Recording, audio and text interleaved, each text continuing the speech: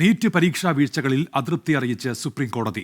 ചോദ്യപേപ്പർ ചോർന്നെന്ന് സമ്മതിച്ച കേന്ദ്ര സർക്കാർ പരീക്ഷയുടെ വിശ്വാസ്യത നഷ്ടപ്പെട്ടിട്ടില്ല എന്ന് വ്യക്തമാക്കി.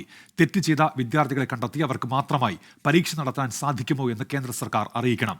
കേസുകളുടെ തൽസ്ഥിതി റിപ്പോർട്ട് ഹാജരാക്കാൻ CBIക്ക് കോടതി നിർദ്ദേശം നൽകി. രാധാകൃഷ്ണനുണ്ട് വിവരങ്ങളുമായി ഇപ്പോൾ ഡൽഹിയിൽ നിന്ന്. എന്തിടപെടലുണ്ടായി സുപ്രീം കോടതിയുടെ ഭാഗത്തുനിന്ന് ആർക്ക് ഈ വിഷയത്തിൽ?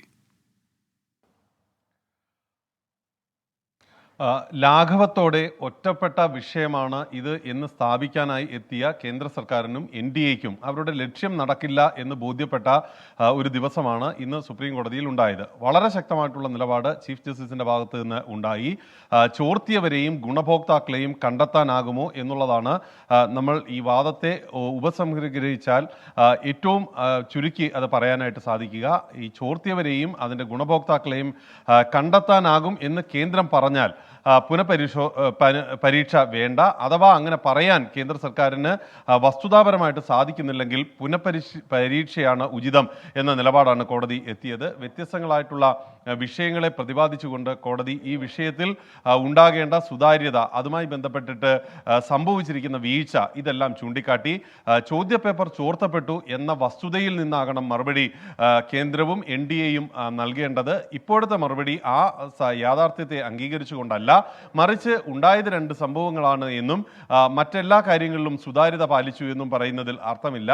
ഈ ചോർത്തപ്പെട്ട ചോദ്യപേപ്പറുകളുടെ ഗുണഭോക്താക്കൾ രാജ്യവ്യാപകമായി ഉണ്ടായിട്ടുണ്ട് എങ്കിൽ അതുമായി ബന്ധപ്പെട്ടിട്ടുള്ള കാര്യങ്ങൾ വ്യക്തമാവുക തന്നെ വേണം.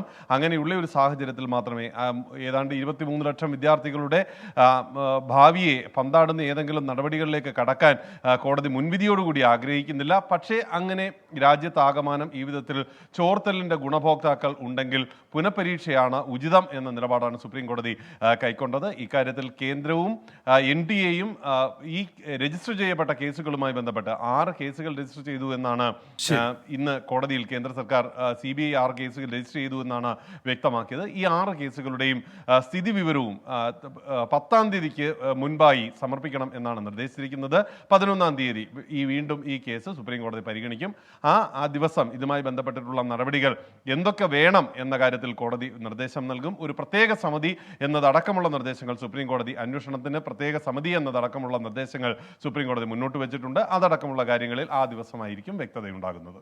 ശരി, രാധാകൃഷ്ണനാണ് വിവരങ്ങൾ നൽകിയത്.